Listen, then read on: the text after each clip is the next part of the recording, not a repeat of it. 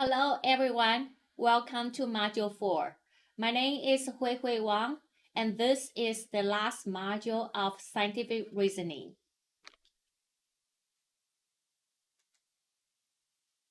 In this module, we will wrap up what we have learned from Module 1, 2, 3, and use hydroponics as examples to help you apply scientific reasoning in your teaching. Scientific reasoning involves three components. Let's reflect. Inquiry, scientific investigation, and evidence evaluation and inference. Inquiry, which relate to testable questions. Scientific investigation, which involves an appropriate investigation design such as observation and or experimentation and an appropriate plan for data collection.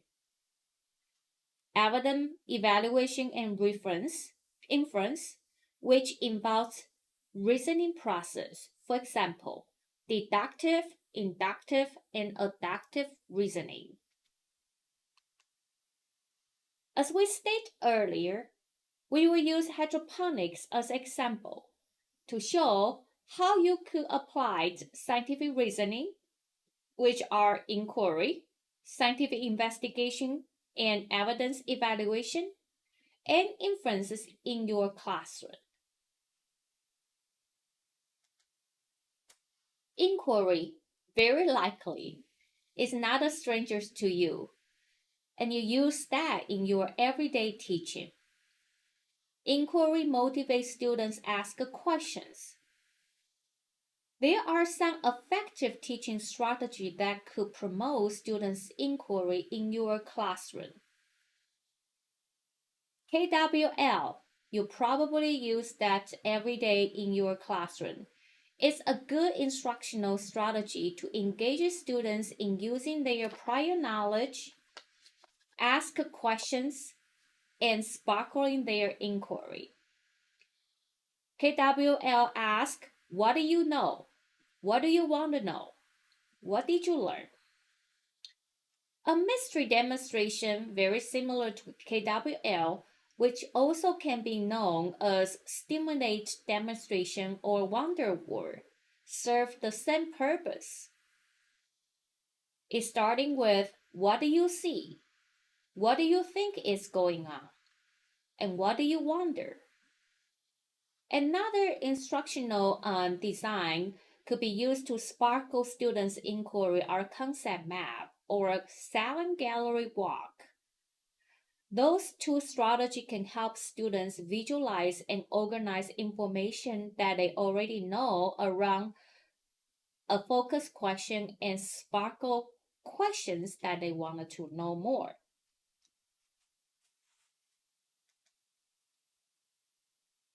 If we use the KWL to help students ask good questions, here is an examples. I ask my questions. What do you want to know? What do you know about using hydroponics to grow lettuce in an indoor environment? For example, he might answer plants need light, nutrients, and water to grow in an indoor environment. I ask my students, what do you want to know about using hydroponics to grow lettuce in an indoor environment? He answered, I want to know what nutrients lettuce needs and how much. What is the right balance of nutrients? The students basically want to learn more about what is the right balance and amounts of nutrients to grow lettuce by using hydroponics in an indoor environment. The next step is to generate a hypothesis. This is the hypothesis that he generates. If the nutrients is the right balance, but the amount is reduced, then the leaf lettuce will grow slower and smaller. He bought commercial nutrients which he assumed they have the right balance of nutrients for growing lettuce. He wondered if he reduced the amount of the commercial nutrients, will the leaf lettuce grow slower? Even he used the same nutrients. Then he set up a treatment and control group that used the same model of hydroponic kits. The hydroponic kits were the same size and had the same lighting systems. He put the hydroponic kits in his apartment as shown in the slide. In this experiment, the independent variable is amount of nutrients. 3/4 of the recommended dose versus recommended dose. The dependent variables was the leaf length. The control variables are plants, which he chose the butterscotch lettuce, the size of hydroponics, the lighting systems, amounts of the water, composition of the nutrients, frequency of adding nutrients, temperature, and so on.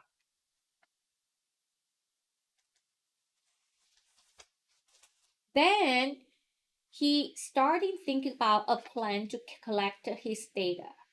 His data collections plan had two components. First, he needed to decide when and how to measure the leaves. He decided he is going to measure the leaves once a week, and he will randomly select 4 heads of plants on each kit. He measured the longest leaves, and then he will average the length of the leaves. He made the table to help him to collect the data. He also took photos to document the growth of the lettuce. In this slide, you can see week 1, 3, 4, 6, and 8, how lettuce grows in this week.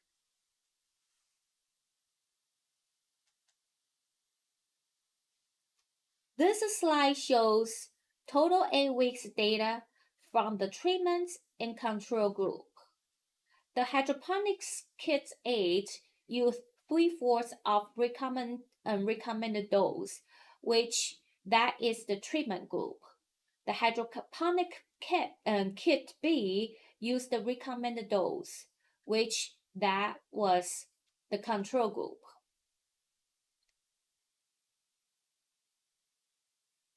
As you can see, kit 8 has shorter leaves than kit B overall. This slide shows the results of experiment. The data shows allowed the control group have longer leaf length than the treatment group from week 2 to 8. The differences between the two groups was small from week 1 to 4. After week 5, we can see a major differences between the control and the treatment group.